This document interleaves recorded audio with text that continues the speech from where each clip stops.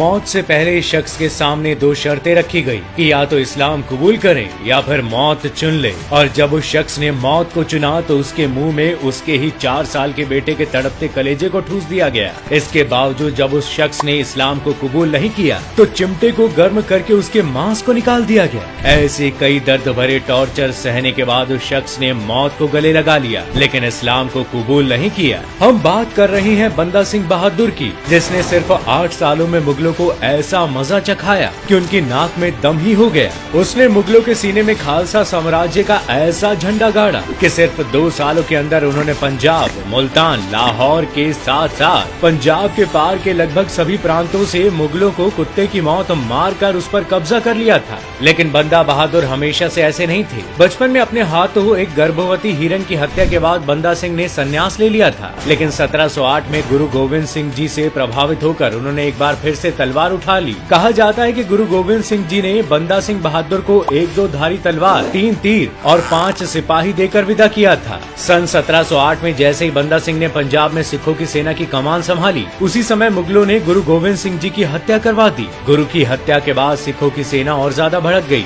जिसके बाद उन्होंने बंदा सिंह की अगुवाई में समाना पर हमला करके खजाने को लूट लिया। 1709 में ही कुछ टाइम बाद सिखों ने मुगलों के घर यानी कि दिल्ली में न सिर्फ हमला किया बल्कि उसे जीत भी लिया। ये अब तक के सिख इतिहास में पहली बार था जब कोई सिर्फ मुट्ठी भर सेना की मदद से लाखों की मुगल सेना को उन्हीं के घर में घुसकर हराया हो। दिल्ली को फतह करते ही सिखों का हौसला आसमान से भी ऊंचा हो गया था। अब सिख लगातार एक के बाद एक मुगलों के खिलाफ युद्ध जीतते जा रहे थे। इसे जीत के सिलसिले में सिख सेना ने 1710 में सरहिंद पर हमला करके उसके गवर्नर को मार दिया। आज तक मुगलों के किसी भी युद्ध में कोई गवर्नर नहीं मारा गया था, इसलिए इस युद्ध के बाद बंदा सिंह के नाम में 4 चांद लग गए थे। इतिहासकार बताते हैं कि बंदा सिंह ने उस गवर्नर को इसलिए मारा था क्योंकि गुरु गोविंद सिंह की हत्या में उसका हाथ था। इस जीत में सिख इतने ज्यादा खुश थे कि उन्होंने इसकी खुशी मनाने के लिए सरहिंद के पास एक फतेह बुर्ज नाम का एक मीनार बनाया, जिसे आप आज भी देख सकते हैं। सिखों की ये जीत इतनी बड़ी थी कि 1711 तक आते आते सिखों ने सहारनपुर, मुजफ्फरनगर जैसे मुगलों के और भी किलों पर कब्जा करके सिखों का परचम लहराया और पहली बार गुरु गोविंद सिंह के नाम के सिक्के चलवाए।